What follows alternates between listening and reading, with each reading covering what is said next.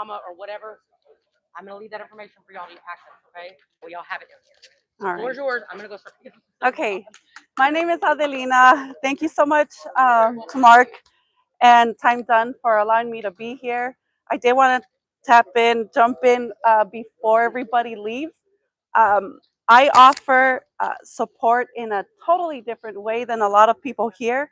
Mine is behavioral, it's emotional support, it's understanding why we do the things we do.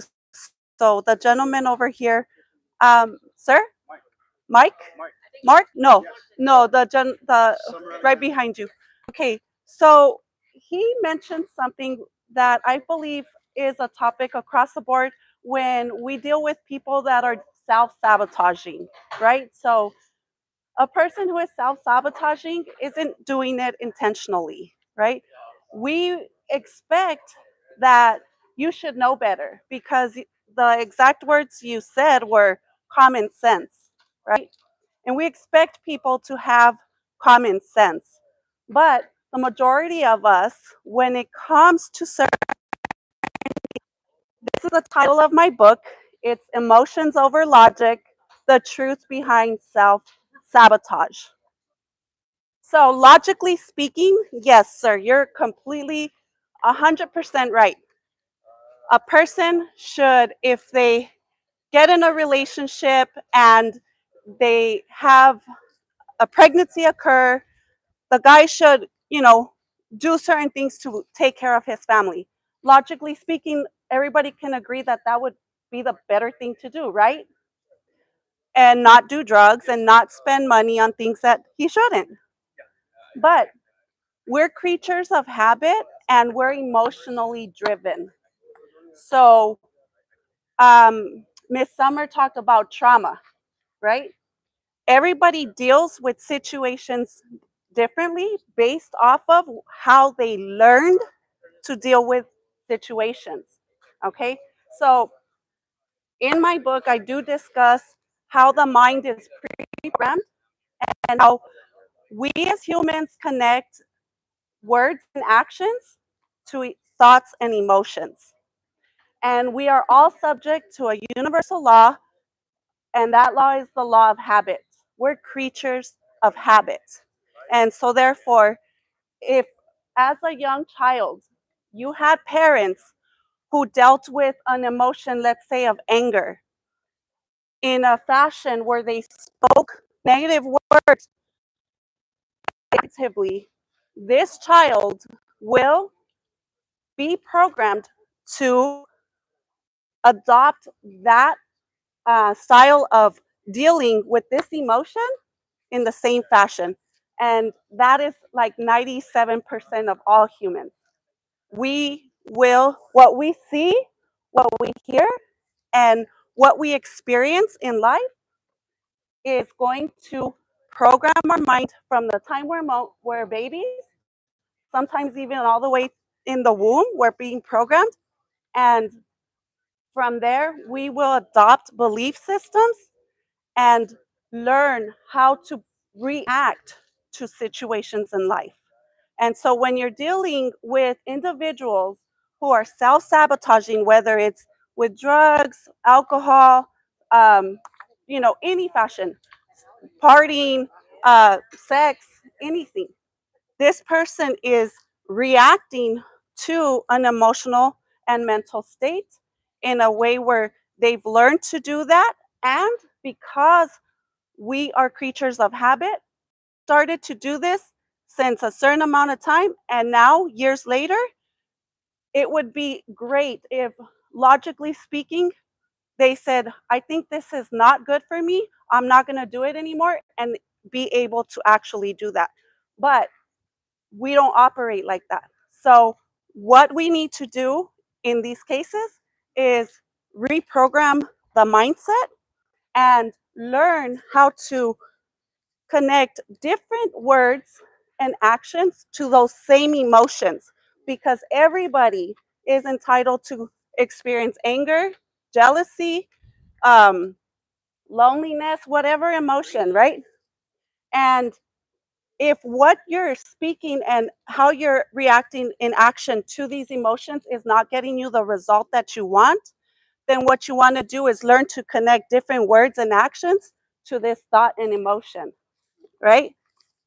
Yet the fact is that when I went to the Marine Corps, the majority of the people that go to the Marine Corps, there's only a few that do not pass, and they happen to be the athletes, the ones that are popular in school, etc.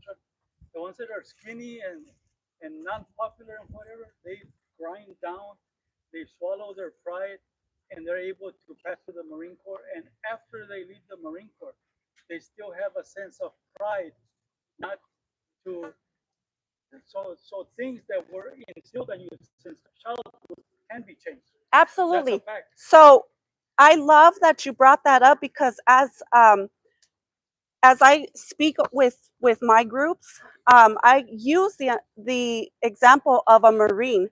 And what do they say about Marines? Once a Marine, Always. always a Marine. But what one of the important things that you just said is when a person when a person joins the military to be a Marine, they're not a Marine yet. The Marines program them, they train them.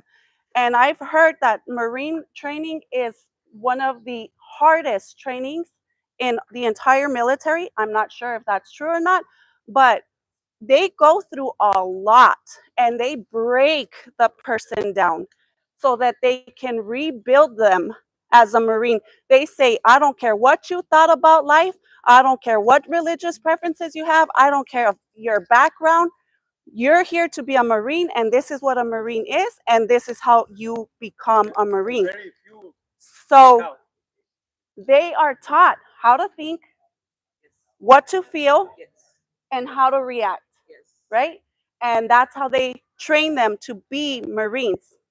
They reprogram their entire mindset. And that causes the transformation in the person that when they came in, no matter what background, and it's such a beautiful example because in this scene here, dealing with individuals who have been incarcerated, and when they come out, they are labeled as felons and convicts and criminals. And that, can you imagine the emotional and mental state these people feel and the doubt and the confusion that they have within themselves? What I love to do is say, let's reprogram that feeling that you have to that thought of that label. And let's say, no, you're not a felon. You committed a felony, but that's not who you are. You are deserving of, and you're capable of, and you are human, and you can do it. And you reprogram, because if not, society can break you down and keep you living in that same cycle unless you start to own your ability to say no. And I am this. I not to say I want to be a Marine, but I want to be successful. I don't want to follow in the footsteps of my parents. I don't want to continue this cycle of self-sabotage, right? So people need to learn how to, because sometimes there's individuals who don't even know what success looks like, what happiness looks like, what feeling good feels like. And so that's where where organizations and things like this come in, and we make a difference in this life. So I appreciate everybody here who does what they do in their own way. But in my book, I talk about how I've been in toxic and very abusive relationships, and I knew what I should have done long before I ever really did it. I knew what I shouldn't be doing, what I should do, but emotions overrule logic 98% of the time. People know what they should or shouldn't be doing, but emotionally, we will retreat back to what is comfortable, what is familiar, instead of doing something new. And positivity is the greatest source, more than the Marine Corps. If you talk to somebody positive, let's say you have a child who thinks he's not worthy of something, and you just say you're doing great, you're doing great. I have this true story for these two black individuals grew up in poverty. They went all the way to college and became doctors. Once they got their degrees, somehow, somehow they went back to their mom and said, "This is our degree," Yes. right? They, each one became a doctor, and the mother saw the degree and everything. And mom, read what it says. Well, every time that they went up to her, ever since junior high, high school, whatever, she would say, "Great, try to make it a little bit better, but you're doing a good job," right? When they graduated college and when they graduated law, medical school, they finally realized that their mom was not able to read or write, but she's the one who Who supported them. pushed and supported. So that's a beautiful story. But before you guys leave, I do have a QR code here that if you guys don't mind scanning and staying connected with me, anybody who does enter and submit an evaluation of even just a little talk that I just gave, or what you guys feel about this event in general, before you guys leave, we'll do a wheel, and I'm giving away 2 free books here. So in case you guys want to, I encourage you to come and scan that QR code. Thank you. Good stuff. Yeah.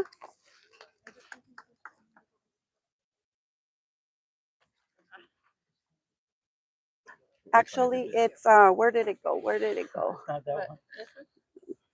The other, yeah. Oh, this one right here. That's the evaluation. They're not over here. This is the evaluation. These are to order the books. Oh, okay. You're welcome. Thank you. They wanted a book. They Oh. wanted Excuse me, ma'am. Do you want a book? I wanted a book, yes, Okay. yes, but we can't sell. We can sell. So Let me give you one. I'm gonna give 2 away. I'll give 2 a third. But if you could, do you know how to use the QR codes?